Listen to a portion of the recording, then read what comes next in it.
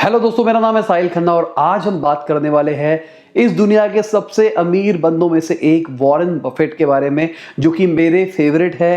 पूरी दुनिया उनको इन्वेस्टमेंट गॉड के नाम से जानती है और वो दुनिया के सबसे अमीर आदमी भी हो सकते थे अगर वो चैरिटी ना करते।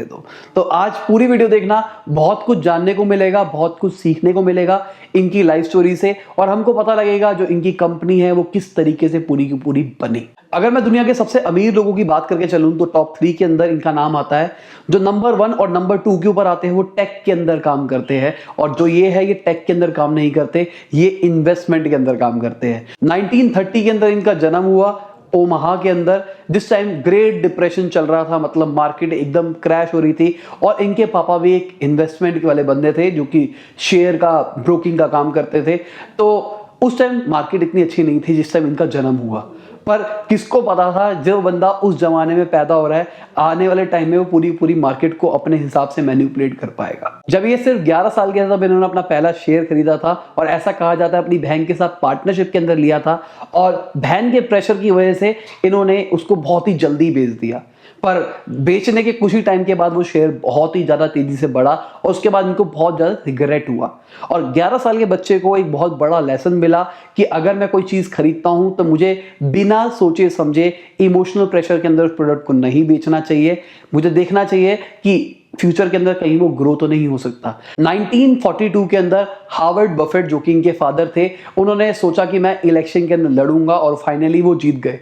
जीतने की वजह से उनको ओमाहा छोड़ के वॉशिंगटन डीसी आना पड़ा। वॉशिंगटन डीसी आने के बाद इनका मन नहीं लग रहा, क्योंकि पूरी फैमिली आई थी, तो इनका मन नहीं लग रहा था। इन्होंने अपनी पढ़ाई को मेन फोकस बना लिया, बुक्स पढ़ते थे। वहां पे देखते देखते इनको एक बुक पता लगी, 1000 वेज टू अर्न $1000। तो वहां पे इनको बहुत सारे आइडियाज मिले जहां से पैसा कमा सकते हैं, और इनके पास चुल आ गई पैसे कमाने की कि मुझे काम करना है, मुझे पैसा कमाना है, मुझे काम करना है, मुझे पैसा कमाना है। इनके दादाजी की एक शॉप हुआ करती थी ग्रोसरी की, तो ये क्या करते थे, वहां से च्युइंगम लेके अपने दोस्तों को बेचा करते थे और बीच में कमीशन पे पैसा कमाते थे। इन्होंने सोचा कि मैं कोल्ड ड्रिंक का काम भी करूंगा, तो इन्होंने 6 कोल्ड ड्रिंक का जो पैक आता है वो अपनी दादाजी की दुकान से लेते थे और उसको एक एक करके अपने दोस्तों को बेचते थे, जिससे उनको बल्क के अंदर प्रॉफिट होता था। पर मेन चीज थी, इनको चेक करना था कि कौन सी कोल्ड ड्रिंक ज्यादा बिकेगी। अब ये छोटा बच्चा था, ये बहुत बड़े नहीं थे, जो हमारे जैसे नहीं थे। ये उस टाइम 11-12 साल का बच्चा ये सोच रहा है चीजों को। तो इन्होंने सोचा कि भाई मैं डिमांड कैसे कैलकुलेट करूं, तो इन्होंने सारी दुकानों के चक्कर लगाए और वहां पे ढक्कन जो होते हैं उसको गिनना शुरू किया।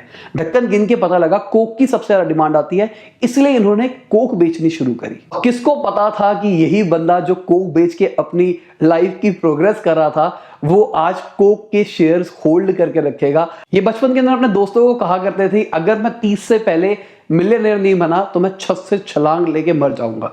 अब यहां पे एक बताने वाली बात मैं कर रहा हूं, मिलियनेयर आज के जमाने में हमको बहुत छोटी बात लगती है। मिलियनेयर का मतलब होता है 10 लाख, $10 लाख का मतलब हुआ 5 करोड़ रुपया, 7 करोड़ रुपया। अगर मैं आज के हिसाब से मान के चलूं 7 करोड़ रुपया।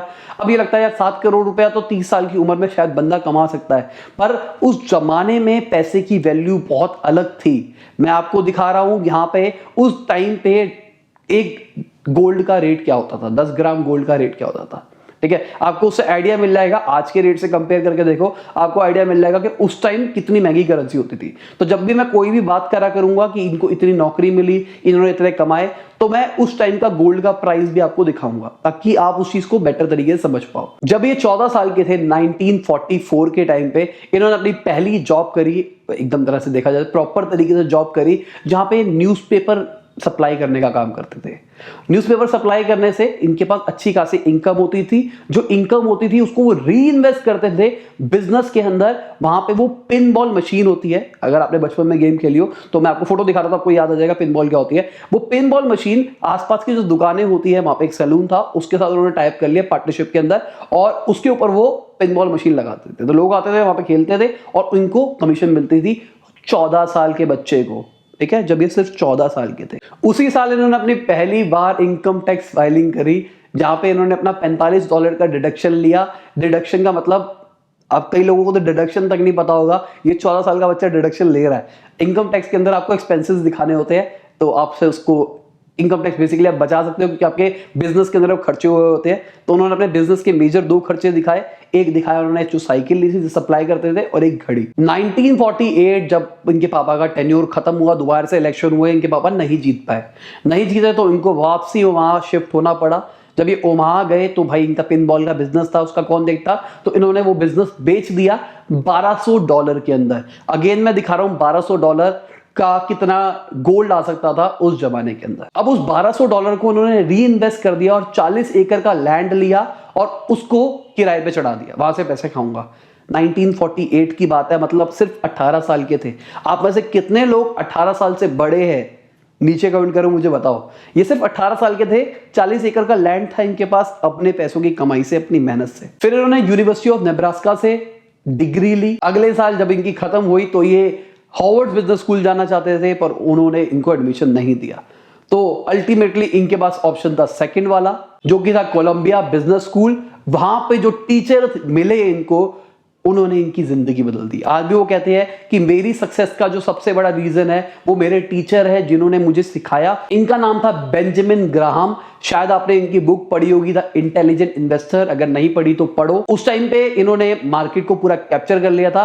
आज के टाइम पे भी इनको फादर ऑफ वैल्यू इन्वेस्टमेंट कहा जाता है। तो वैल्यू इन्वेस्टमेंट बेसिकली मैं आपको समझाने की कोशिश करता हूं क्या था उस जमाने में। जो इनका लॉजिक था कि मुझे कोई ऐसी कंपनियों को खरीदना है, मेरे को उनके शेयर्स खरीदने हैं जो कि अंडर वैल्यूड है। अंडर वैल्यूड का मतलब, अगर कोई कंपनी है, मान के चलते हैं एक कंपनी है जिसकी वैल्यू, जो मार्केट वैल्यू है वो है 10 करोड़ रुपए, एग्जांपल लेके चल रहा हूं सारी चीजों का, तो उन्होंने अपने 50% शेयर मार्केट में निकाल रखे हैं। मतलब जो शेयर मार्केट में ट्रेड होते हैं, 50% इक्विटी उनकी मार्केट के अंदर घूमती है, तो 5 करोड़ रुपए मार्केट के अंदर घूमते हैं। अब मान के चलते हैं ऐसी कैलकुलेशन के लिए उन्होंने 5 करोड़ शेयर्स निकाल रखे हैं मार्केट के अंदर, तो ₹1 का एक शेयर हो गया। अगर उस शेयर की वैल्यू ₹1 से नीचे है, 70 पैसा है, इसका मतलब क्या है, असली में कंपनी की वैल्यू ज्यादा है और आपको सस्ते में मिल रही है। तो ये क्या करते थे, ये कहते थे कि वो ₹70 की चीज को खरीद लो और वेट करो, आपका पैसा मल्टीप्लाई होगा और अल्टीमेटली आप बहुत ज्यादा पैसे कमा सकते हो। उस टाइम वॉरेन बफेट इनके अंडर काम करना चाहते थे, पर ये अपनी कंपनी में खाली जूस को हायर कर रहे थे। इस चक्कर में इनको काम नहीं मिल पाया।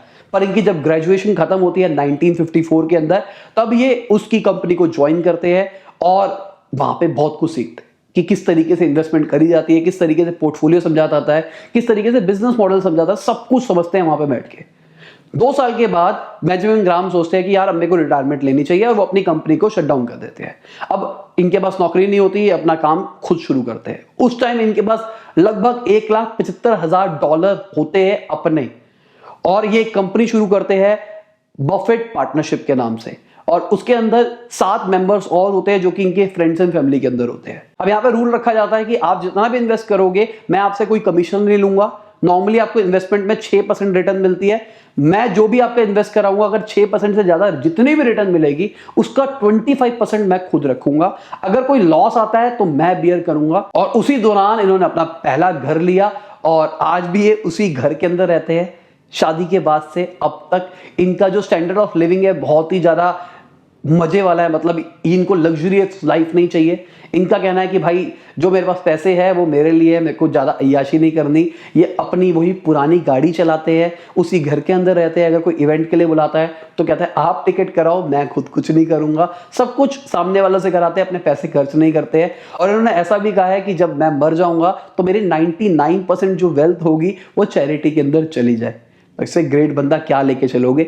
अपने बच्चों को इन्होंने इस तरीके से ट्रेन किया है कि उनको बचपन से समझाया गया कि भाई जो तुम्हारे बाप का पैसा है, वो जो कमाया हुआ है, वो तुमको नहीं मिलेगा। तुमको अपनी लाइफ खुद से बनानी पड़ेगी, खुद से मेहनत करनी पड़ेगी।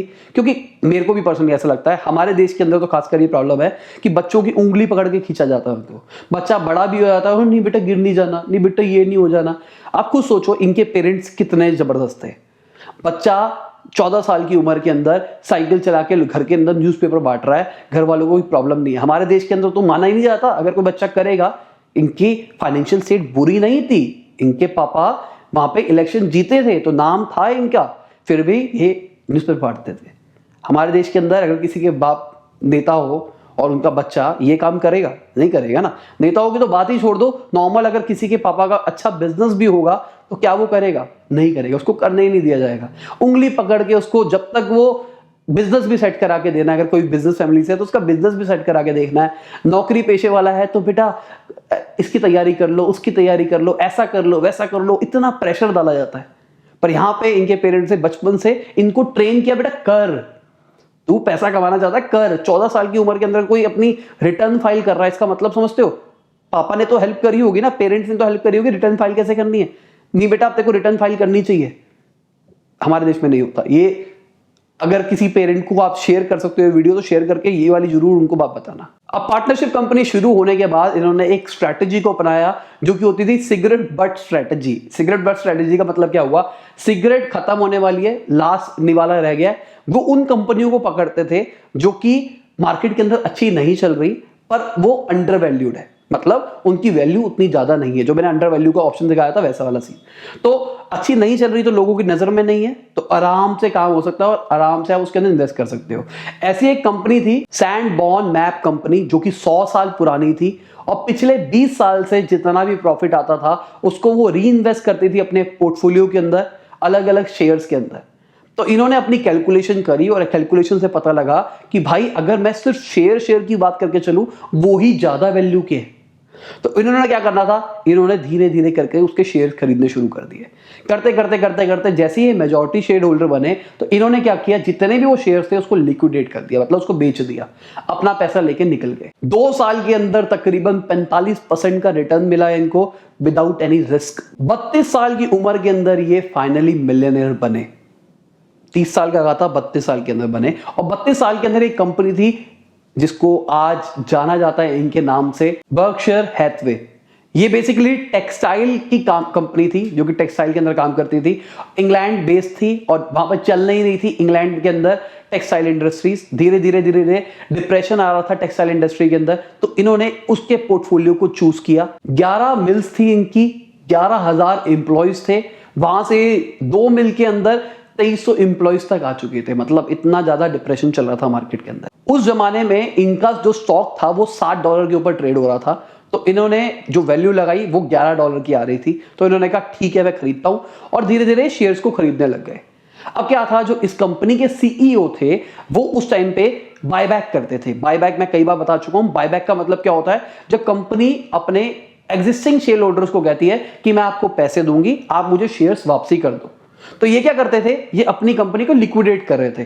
तो इतनी सारी मिल्स थी इनकी, ये एक एक मिल बेचते थे, वहां से जो पैसा आता था उससे अपने शेयर्स को बायबैक करते थे। फिर मिल को बेचते थे, वहां से पैसा आता था, शेयर्स को बायबैक करते थे। इस तरीके से कर रहे थे। तो इन्होंने भी वेट करा, धीरे धीरे शेयर ले लेके वेट किया कि जो इनका सीईओ है वो भी इनको कॉल करेगा और बायबैक करेगा। और ऐसा ही हुआ। कुछ टाइम के बाद इनके सीईओ ने इनको कॉल करी। 1964 के अंदर जब सीईओ के साथ मिलकर इन्होंने बात करी तो डिसाइड हुआ कि 11.50 यूएसडी के अंदर ये शेयर्स बायबैक करेंगे। पर जब डिस्क्लोज हुआ मार्केट के अंदर उस टाइम रेट था $11.35। तो 15 सेंट का इनको हर शेयर के ऊपर लॉस हो रहा था। इस चक्कर में बहुत ज्यादा गुस्से में आ गए और उन्होंने रिवर्स करना शुरू कर दिया। इन्होंने सारे शेयर्स खरीद लिए उस कंपनी के और एक तरह से ओनर बन गए उस कंपनी के। पर यहां पे सारी चीजें उल्टी हो गई। इनके एक सेइंग है, कहते हैं अगर आप उन चीजों के अंदर इन्वेस्ट करोगे जिसकी आपको जरूरत नहीं है तो आपको वो चीजें बेचनी पड़ेगी जिसकी आपको जरूरत है। ये यहीं से लर्निंग थी। तो क्या हुआ, इन्होंने वो चीज तो इमोशंस में एक तरह से फिर से खरीद ली, पर वो एक तरह से डेड लायबिलिटी थी, वो लॉस मेकिंग बिजनेस था, अब वो कुछ नहीं कर सकते थे उसका। तो इन्होंने क्या करा, इन्होंने उसी बिजनेस के थ्रू री इन्वेस्ट करना शुरू किया। आपने पार्टनरशिप वाले बिजनेस को दूर कर दिया, इस बिजनेस के ऊपर फोकस किया और इसी बिजनेस से री इन्वेस्ट करना शुरू किया। बेचते थे, पैसा आता था, उससे कुछ कुछ पोर्टफोलियो में इन्वेस्ट करते थे। और जो इनका बिजनेस चल रहा था जहां पे ये सिगरेट बट की स्ट्रैटेजी को यूज करते थे, उन्होंने उसको बिल्कुल मॉडिफाई कर दिया। इन्होंने कहा अब मैं ऐसी कंपनियों को नहीं करूंगा जो कि गंदा परफॉर्म कर रही है पर अंडर वैल्यूड है, मैं उनको करूंगा जो कि मीडियोकर परफॉर्म कर रही है या फिर अच्छा परफॉर्म कर रही है पर अंडर वैल्यूड है। तो इन्होंने उस दौरान बहुत सारी कंपनियों के अंदर इन्वेस्ट करना शुरू किया। 1964 में इन्होंने अमेरिकन एक्सप्रेस को खरीद लिया। 1968 तक आते आते जो इनका रिटर्न आ रहा था वो मार्केट से बहुत ही ज्यादा था। इनका 58.8% का रिटर्न आ रहा था और मार्केट का रिटर्न सिर्फ 7.7% था उस टाइम पे। अब इनके एक और स्ट्रेटेजी थी, भाई पैसा कमाने के लिए पैसा चाहिए, अगर आपको इन्वेस्ट करना है तो आपको और पैसा चाहिए। अब इनको समझ में आ चुका था कि पैसा कैसे कमाना है, पर इन्वेस्ट करने के लिए सीधी सी बात, अगर आपको ज्यादा कंपनी में इन्वेस्ट करोगे, ज्यादा पैसा इन्वेस्ट करोगे तो ज्यादा रिटर्न मिलेगा, तो इनको पैसा चाहिए था। तो वहां से इन्होंने एक नया और वर्टिकल चुना जो कि था इंश्योरेंस सेक्टर। अब लोग कहेंगे इंश्योरेंस सेक्टर से क्या मिलेगा, इंश्योरेंस सेक्टर में ज्यादा रिटर्न कहां मिलेगी। दिमाग सोचो, आप अपना प्रीमियम देते हो, वो प्रीमियम आपका इकट्ठा करते हैं, जब आपको कुछ होता है तब उस आप पैसा वापसी लेते हो।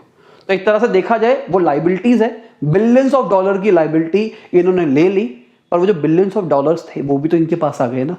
तो उन्होंने वही बिलियंस ऑफ डॉलर को री इन्वेस्ट करना शुरू किया अपनी वही पोर्टफोलियो स्ट्रेटेजी से, और उसको इन्वेस्ट कर करके मल्टीप्लाई करना शुरू किया, और जो आज ही इस लेवल पे पहुंचे हैं। अगर आप इनका ग्राफ देखोगे ना इनकी अर्निंग का, तो आपको समझ में आएगा कि क्या चल रहा है। ये अपनी जो लेटेस्ट स्टेज थी उसके अंदर बहुत तेजी से ग्रो करे। क्यों? क्योंकि कंपाउंडिंग।